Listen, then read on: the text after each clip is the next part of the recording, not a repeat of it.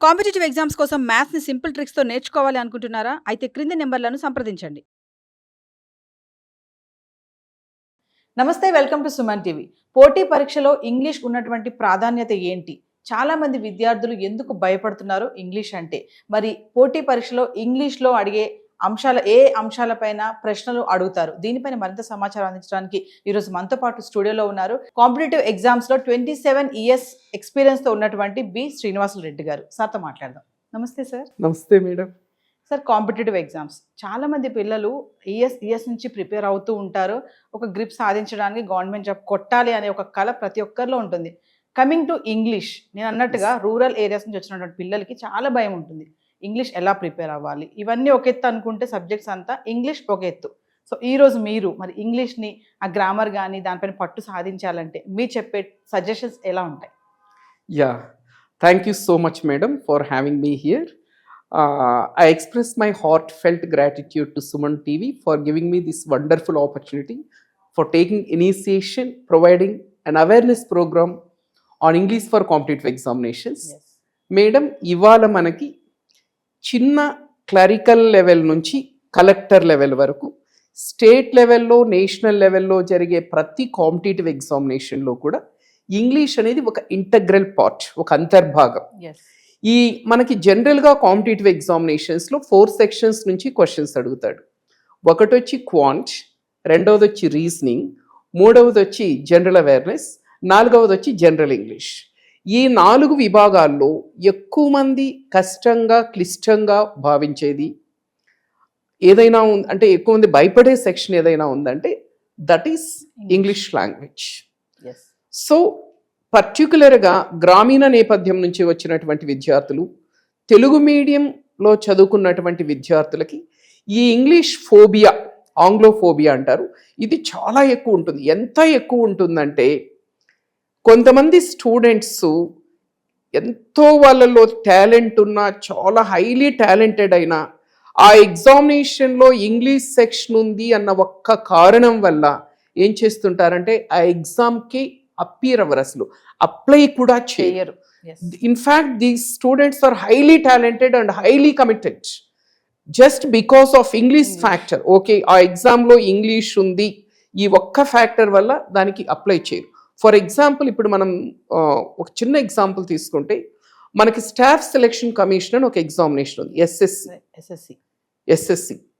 ఈ ఎస్ఎస్సి ఏం చేస్తుందంటే మనకి CGL combined graduate level examination, CHSL combined higher secondary level examinations, MTS multi tasking staff, ఈ exams conduct చేస్తుంది. ప్రతి సంవత్సరము కూడా మినిమం 20,000 వేకెన్సీస్ ఫిల్ చేస్తుంది. ఒక క్యాలెండర్ ఇస్తుంది ప్రతి ఇయర్. ఆ క్యాలెండర్లో నోటిఫికేషన్ ఎప్పుడు, ఎగ్జామ్ ఎప్పుడు, రిజల్ట్స్ ఎప్పుడు చాలా క్లియర్గా ఉంటుంది. అంటే ఎక్కడ కానీ మనకు ఒక అనిశ్చితి కానీ, అన్సర్టనిటీ కానీ ఉండదు. ఒక పద్ధతి ప్రకారం ఎగ్జామ్ అయిన 6 నెలల్లో రిజల్ట్ వచ్చి కూడా పోస్టింగ్స్ కూడా వచ్చేస్తుంది. ఈ ఎగ్జామ్స్ అన్నింటిలో కూడా ఇప్పుడు నేను ఏదైతే చెప్పానో CGL, CHSL, MTS ఎగ్జామ్స్ అన్నింటిలో కూడా CGL అనే దానికి డిగ్రీ క్వాలిఫికేషన్, CHSL అనే దానికి ఇంటర్ క్వాలిఫికేషన్, MTS అనేది 10th క్వాలిఫికేషన్. అంటే 10th క్లాస్ చదివిన వాళ్ళకి సెంట్రల్ గవర్నమెంట్లో ఉద్యోగాలు ఉన్నాయి, ఇంటర్ చదివిన వాళ్ళకి సెంట్రల్ గవర్నమెంట్ ఉద్యోగాలు ఉన్నాయి, తర్వాత డిగ్రీ చేసిన వాళ్ళకి ఇన్కమ్ ట్యాక్స్ అని, GST ఇన్స్పెక్టర్స్ అని, ప్రివెంటివ్ ఆఫీసర్స్ అని, ఎగ్జామినర్స్ అని చాలా మంచి పోస్టులు. ఇప్పుడు నేను చెప్పిన ఈ ఎగ్జామ్స్ అన్నింటిలో కూడా ఇంగ్లీష్ అనేది ఒక అంతర్భాగం. ప్రతి దాంట్లో ఇంగ్లీష్ ఉంటుంది. ఎక్కువ మంది పిల్లలు క్వాంట్ బాగా చేయగలుగుతారు, రీజనింగ్ చేయగలుగుతారు, GS చేయగలుగుతారు, కానీ ఇంగ్లీష్ దగ్గరకు వచ్చేసరికి క్వాలిఫై కాలేకపోతున్నారు. కొంతమంది ఎలా ఉందంటే అసలు ఇందులో ఇంగ్లీష్ ఉంది, this is not our cup of tea అని భావించి అసలు SSCకి అప్లై కూడా చేయడం లేదు వీటికి. దీనివల్ల ఏంటంటే ఈ SSC ద్వారా ఫిల్ చేసేటువంటి వేకెన్సీస్లో సింహభాగం, lion share, almost 60 to 70% of the vacancies north ఇండియాకి వెళ్ళిపోతున్నాయి.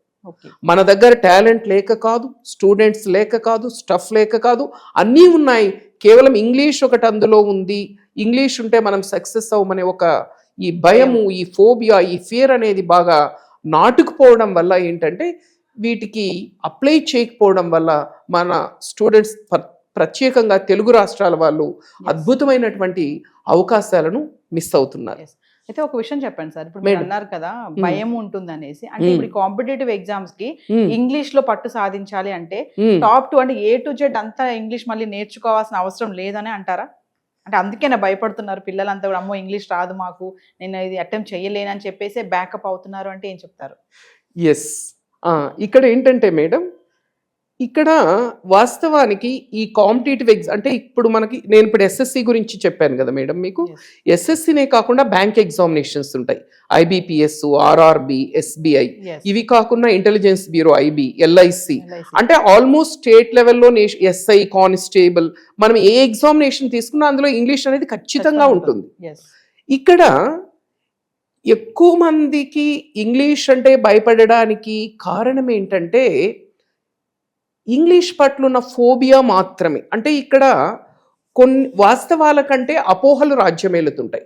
అంటే చాలా మందికి ఉన్నటువంటి ఫీలింగ్ ఏంటంటే ఇంగ్లీష్ అనేది అది ఏదో చాలా చాలా క్లిష్టమైందని, అంటే ఇంగ్లీష్ మీద పట్టు సాధించాలంటే కొన్ని సంవత్సరాల తరబడి సాధన చేయాలని, ఇలా కొన్ని అపోహలు రాజ్యమేలుతుంటాయి.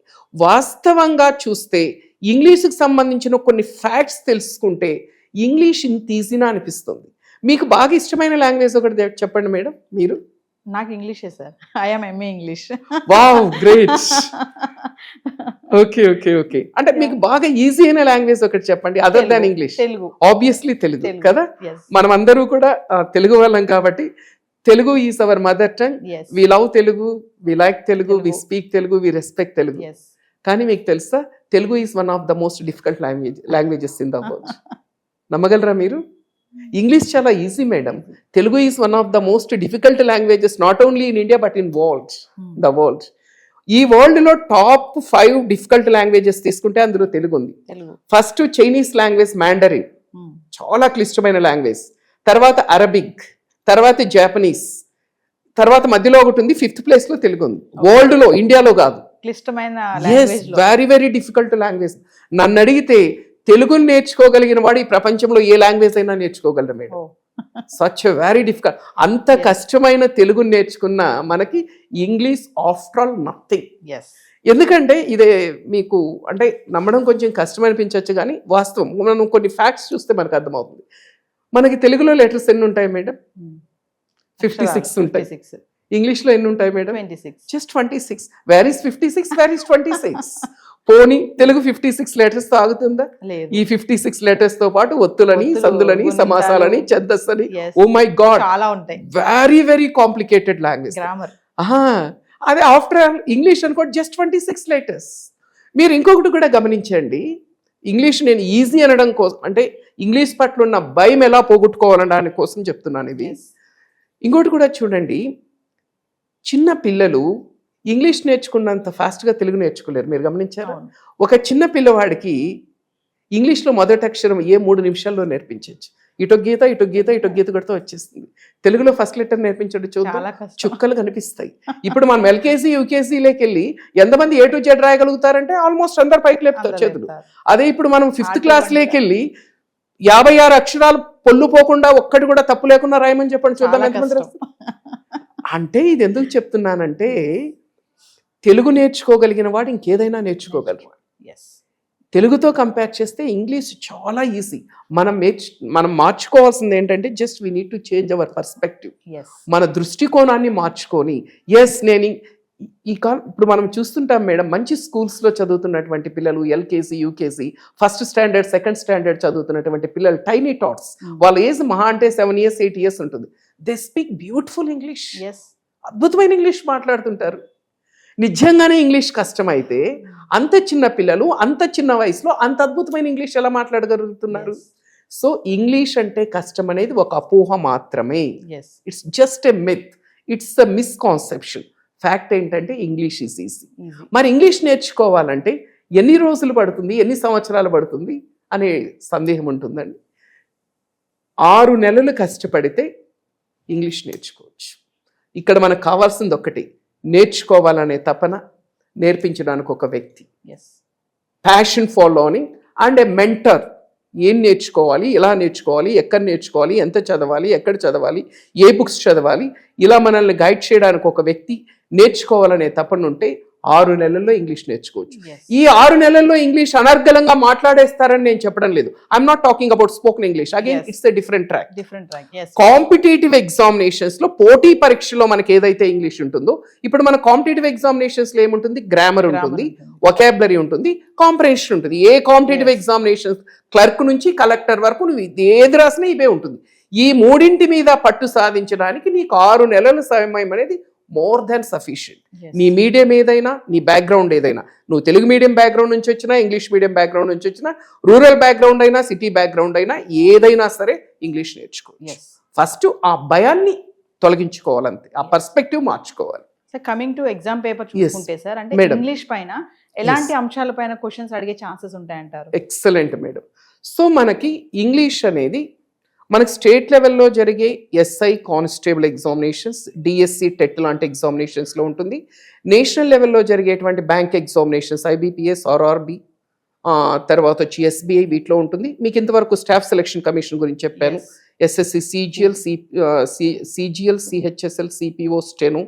ఇవే కాకుండా ఎల్ఐసి ఎగ్జామినేషన్స్ కండక్ట్ చేస్తుంటుంది every year, life insurance corporation, intelligence bureau జరుగుతుంటాయి.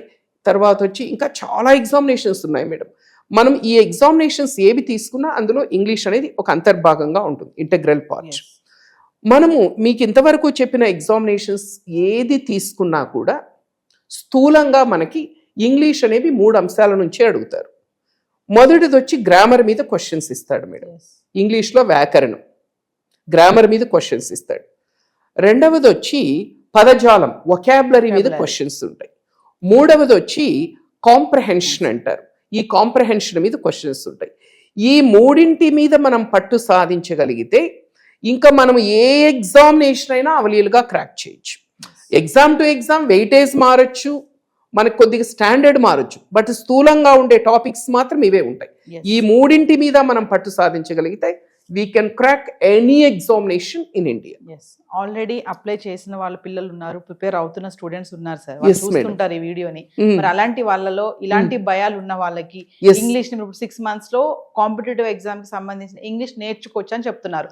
స్పోకెన్ ఇంగ్లీష్ పక్కన పెడితే, సో అలాంటి వాళ్ళకి టిప్స్ గానీ సజెషన్స్ గానీ ఏమి ఇస్తారు? మీరు ఆల్రెడీ ప్రిపేర్ అవుతున్న వాళ్ళకి, ఈ భయం ఉన్న స్టూడెంట్స్ కి. Yes okay, I will come one by one madam.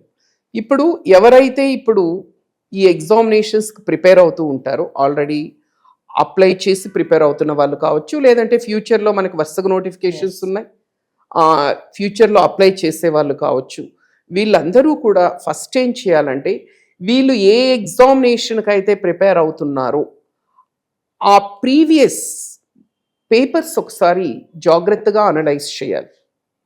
జనరల్గా అనలైజ్ చేసినప్పుడు నేను ఇంతవరకు చెప్పినట్టు స్థూలంగా ఈ 3 ఉంటాయి ఇంగ్లీష్లో, కొత్తవి ఏమి ఉండవు. గ్రామర్ ఉంటుంది, వొకాబులరీ ఉంటుంది, కాంప్రహెన్షన్. వెయిటేజ్ మారుతుంది, లేదంటే క్వశ్చన్ అడిగే విధానం మారచ్చు, కానీ సిలబస్ మాత్రం అదే ఉంటుంది. ఇప్పుడు ఫర్ ఎగ్జాంపుల్ గ్రామర్ తీసుకుంటే మేడం, గ్రామర్లో మనకి 15 టాపిక్స్ ఉంటాయి మేడం. గ్రామర్లో టోటల్గా 15 టాపిక్స్ ఉంటాయి. ఈ 15 టాపిక్స్ మీద పట్టు సాధించగలిగితే ఏ ఎగ్జామ్ అయినా చాలా ఈజీగా క్రాక్ చేయొచ్చు. ఆ 15 టాపిక్స్ ఏంటంటే, మనకిప్పుడు యూసేజ్ ఆఫ్ ఇంగ్లీష్ అంటారు. మనకి ఇంగ్లీష్ని యూజ్ చేయడంలో మనం చేసేటువంటి పొరపాట్లు, వీటిని సర్దిద్దుకోవడం కోసం మనకి ఆ 15 టాపిక్స్ దేని మీద ఉంటాయంటే, మనకిప్పుడు పార్ట్స్ ఆఫ్ స్పీచ్ తీసుకుంటే ఇంగ్లీష్లో 8 పార్ట్స్ ఆఫ్ స్పీచ్ ఉంటాయి మీకు. వాటిలో ఒక ఇంటర్జెక్షన్స్ తప్పిస్తే మిగతా అన్నింటి మీద క్వశ్చన్స్ ఉంటాయి. నౌన్స్ ఒకటి, నౌన్స్ అనే చాప్టర్ ఒకటి, ప్రొనౌన్స్ ఒకటి, అడ్జెక్టివ్ ఒకటి, వర్బ్ ఒకటి, అడ్వర్బ్ ఒకటి, ప్రిపోజిషన్, కంజంక్షన్, 7 IPI. వీటితో పాటు టెన్సెస్ ఒకటి, యాక్టివ్ వాయిస్, ప్యాసివ్ వాయిస్ ఒకటి, డైరెక్ట్ అండ్ డైరెక్ట్ స్పీచ్ ఒకటి, సబ్జెక్ట్ వర్బ్ అగ్రిమెంట్ అంటారు అదొకటి. తర్వాత వచ్చి మనకి నాన్ ఫైనైట్స్ అని, క్వశ్చన్ ట్యాగ్స్ అని, ఫ్రాజల్ వర్బ్స్ అని, మనకి ఇన్వర్షన్, సూపర్ ఫ్లోస్ అని, ఇలా మొత్తం 15 అంశాలు ఉంటాయి. ఏ కాంపిటేటివ్ ఎగ్జామినేషన్స్కి వెళ్ళినా ఇవే అంశాల మీద క్వశ్చన్స్ ఇస్తాడు. వీటన్నింటిలోకి అత్యంత కీలకమైనది, అత్యంత ముఖ్యమైనది, ఫస్ట్ నేర్చుకోవాల్సింది, అర్థం చేసుకోవాల్సింది టెన్సెస్ మేడం. ఈ వర్బు టెన్స్ అనే కాన్సెప్ట్ని హార్ట్ ఆఫ్ ఇంగ్లీష్ గ్రామర్ అంటారు. మన బాడీలో మన హార్ట్కి ఎంత ఇంపార్టెన్స్ ఉంటుందో ఇంగ్లీష్ గ్రామర్లో దీనికి అంతే ఇంపార్టెన్స్ ఉంటుంది. ఇంగ్లీష్ అంటే భయపడే వాళ్ళు ఏం చేయాలంటే ఫస్ట్ నన్ను అడిగితే నేను గ్రామర్ మీద మీరు పట్టు సాధించాలంటే ఫస్ట్ వర్బు టెన్స్ గురించి చక్కగా నేర్చుకోండి. ఎందుకంటే ఈ వర్బు టెన్స్ ఎందుకు హార్ట్ ఆఫ్ ఇంగ్లీష్ గ్రామర్ అంటారంటే ఈ ఇంగ్లీష్ గ్రామర్లో ఇంతవరకు చెప్పిన 15 టాపిక్స్లో దాదాపు ఒక 7 టాపిక్స్ దీని మీద డిపెండ్ అవుతాయి. మళ్ళీ interrelated active voice, passive voice, direct indirect speech, subject verb agreement, conjunctions, pronouns, అంటే ఆల్మోస్ట్ సగానికి సగం టాపిక్స్ దీని మీదనే డిపెండ్ అవుతాయి. అంటే ఈ వర్బు టెన్స్ అనే టాపిక్ని చక్కగా అర్థం చేసుకొని నేర్చుకోగలిగితే ఇప్పుడు నేను చెప్పినవన్నీ ఈజీ అయిపోతాయి. చాలా మంది ఎందుకు భయపడతారంటే ఎక్కడ మొదలు పెట్టాలనో తెలియదు పాపం. ఇప్పుడు ఫర్ ఎగ్జాంపుల్ టెన్సెస్ గురించి తెలుసుకోకుండా యాక్టివ్ వాయిస్, ప్యాసివ్ వాయిస్కి వెళ్తే ఏమీ రాదు. ఈ ఆర్డర్లో వెళ్ళనేది important.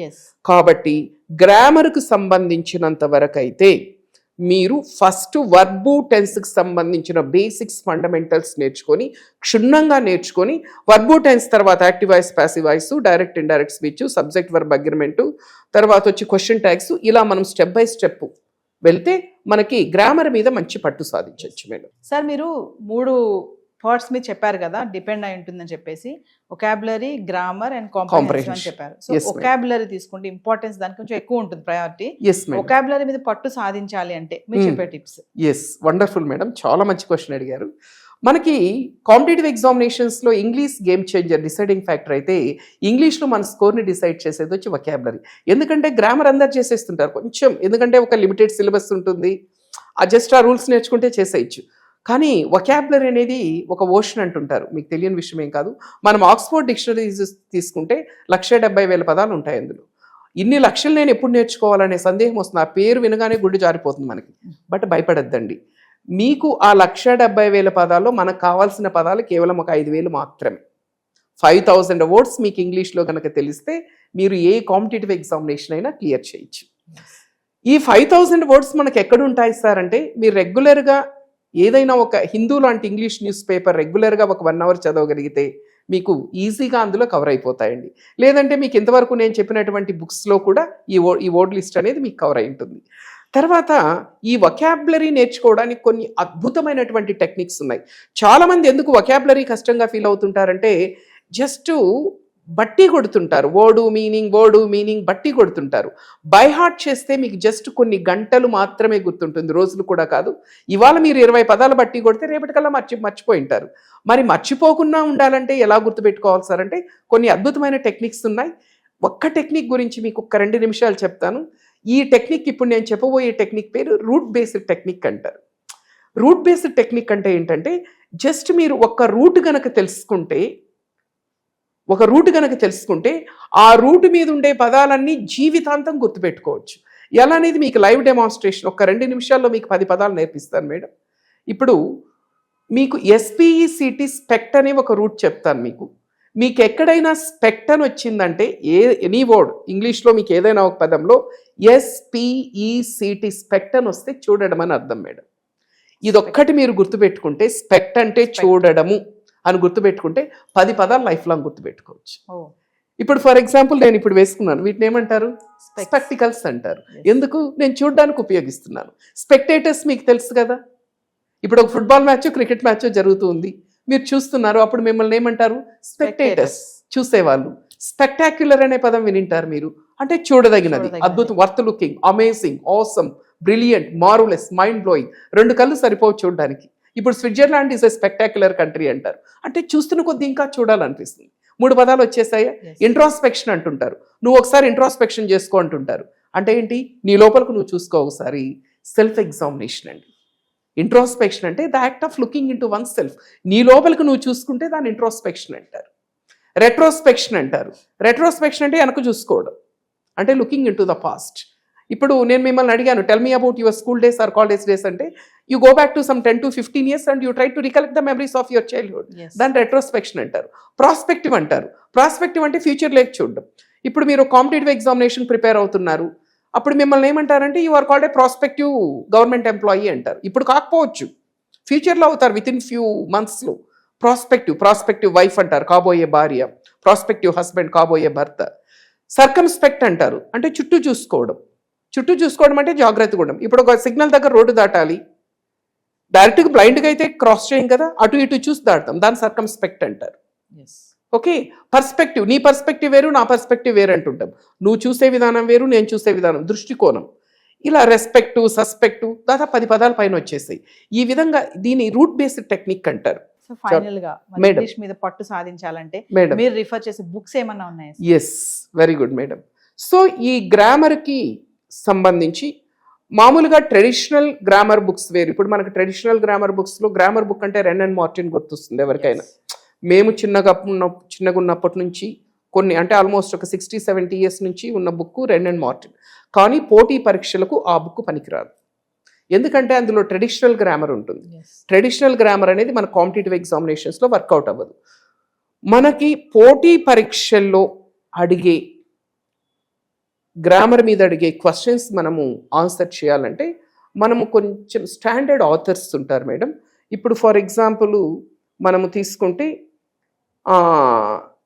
English grammar by Neetu Singh అని ఒక బుక్ దొరుకుతుంది. English grammar by Neetu Singh, Delhi based, చాలా మంచి బుక్. 2 వాల్యూమ్స్ ఉంటాయి, వాల్యూమ్ 1, వాల్యూమ్ 2 అని. తర్వాత వచ్చి objective English by SP Bakshi. ఈ 2 కూడా రిలయబుల్ బుక్స్. దేనికంటే గ్రామర్ నేర్చుకోవడం కోసం, అంటే బేసిక్స్ నుంచి ఫండమెంటల్స్ నుంచి గ్రామర్ నేర్చుకోవడానికి ఈ 2 కూడా ఉపయుక్తంగా ఉంటాయి స్టూడెంట్స్కి. వీటిలో గ్రామర్తో పాటు వొకాబులరీ కూడా, అవి కూడా అన్నీ కూడా కవర్ చేయడం జరిగింటుంది. తర్వాత మనకి పోటీ పరీక్షలు అన్నింటిలో కూడా సబ్జెక్ట్ నేర్చుకోవడం ఒక ఎత్తు అయితే ప్రాక్టీస్ ఇంకొక ఎత్తు. ఎందుకంటే మనము పోటీ పరీక్షల్లో 36 సెకండ్లో ఒక క్వశ్చన్ ఆన్సర్ చేయాలి మేడం. ఇప్పుడు ఎస్ఎస్సి లాంటి ఎగ్జామినేషన్ తీసుకుంటే మనకు 100 క్వశ్చన్లు ఇస్తాడు, 60 నిమిషాలు ఇస్తాడు మేడం టైం.